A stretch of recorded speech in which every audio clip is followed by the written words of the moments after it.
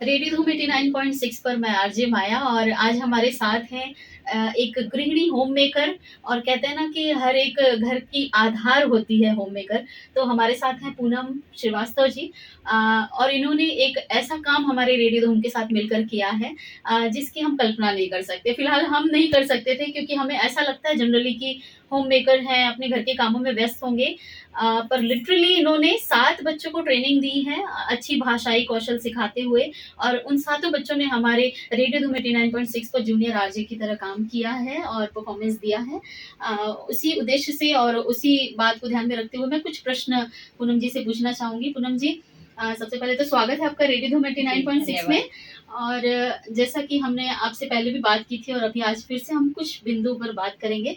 जब आप बच्चों को ट्रेनिंग दे रही थी तो किन चीजों का आपने ध्यान रखा और कैसे उनको आपने प्रिपेयर किया? जब ये अप्रोच की गई कि रेडियो धूम में बच्चों को जाके कुछ टॉपिक पे कुछ डिस्क्राइब करना है, तो ये अपॉर्चुनिटी मुझे बहुत ही बड़ी लगी क्योंकि एक बहुत बड़ा मंच बच्चों को मिलने वाला था और ये मंच मिलना अपने आप में एक बहुत बड़ी उपलब्धि है। आज के सिनारियो में जहाँ बच्चे सिर्फ मोबाइल या टीवी के ही तक सीमित है मीडिया के रिस्पेक्ट में, वहाँ उनको रेडियो के बारे में जानने का मौका मिल रहा है।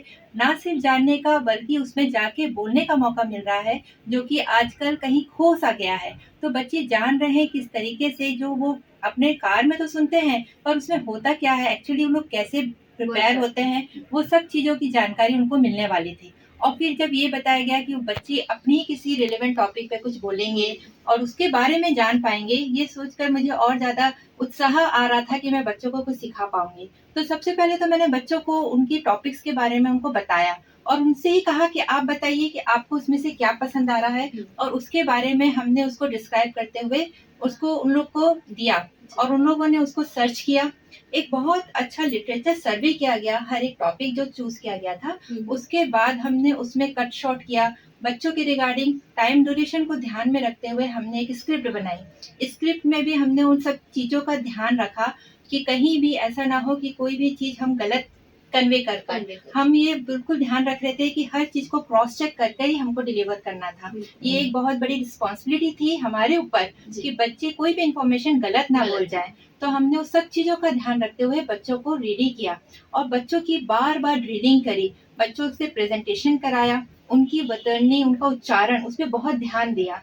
कुछ बच्चे थे जिनका मदर टंग हिंदी नहीं था, मराठी थे, कुछ साउथ इंडियन थे, तो उनको हिंदी में प्रोनाउंसिएशन की बहुत दिक्कत आ रही थी। तो उनके साथ हमने बैठ के लग कर, मैंने और मेरी जैसी और भी जो माएँ थी जो अपने बच्चों के साथ लगी हुई थी, उन्होंने सबने स्क्रिप्ट को लिखा, शब्दों को बार बार रिपीट कराया और बच्चों की प्रैक्टिस करवाई।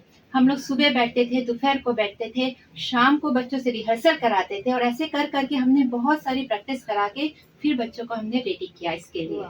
और बच्चों ने बहुत ही अच्छा प्रदर्शन किया था, बहुत ही अच्छा बच्चों ने बोला। एक प्रश्न मेरा है कि जब ये ट्रेनिंग आपने दी, जितने भी दिनों में आपने उन्होंने उनको सिखाया, तो उससे पहले उस परफॉर्मेंस से पहले और उस परफॉर्मेंस के बाद क्या बच्चों के पूरे व्यक्तित्व में या भाषाई व्यक्तित्व में किसी तरीके का परिवर्तन आप देख पाती हैं या कुछ बदलाव हुए हैं या नहीं हुए? जी, बिल्कुल बदलाव हुए हैं, वो बदलाव मैं महसूस कर सकती हूँ क्योंकि उससे पहले बच्चे एक लिमिटेड एरिया के बारे में जानकारी रखते थे। अगर जानकारी रखते भी थे तो वो थोड़ी-सी ऊपरी सतह की जानकारी हुआ करती थी। पर आज जब उन्होंने लिटिल लाइब्रेरी के ज़रिए किसी एक टॉपिक को उठाया, तो उस टॉपिक के रिगार्डिंग वो तह तक गए।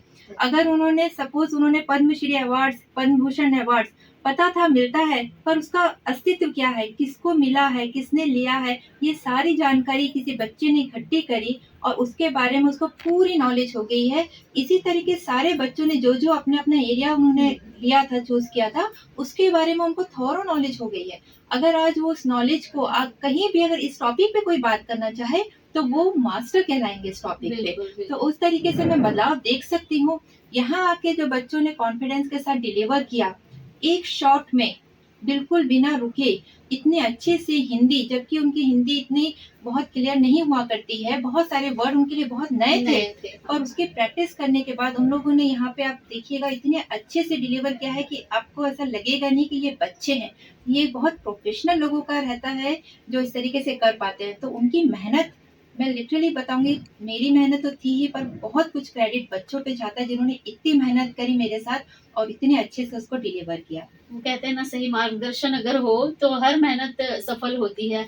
और क्योंकि आपका मार्गदर्शन था, आप मार्गदर्शक होने के साथ-साथ माँ भी हैं, तो दोनों ही चीज़ें थी, इसलिए वो चीज़ें सफल हो पाईं। और ये एक बहुत अच्छा मैसेज है हमारे सभी जो भी हमें देख रहे हैं, सुन रहे हैं उनके लिए, कि बच्चों में भाषाई कौशल, साथ में किसी चीज़ की तह तक जाना, रिसर्च तक जाना, एक रिसर्च की एटीट्यूड डेवलप होना चाहिए बच्चों में।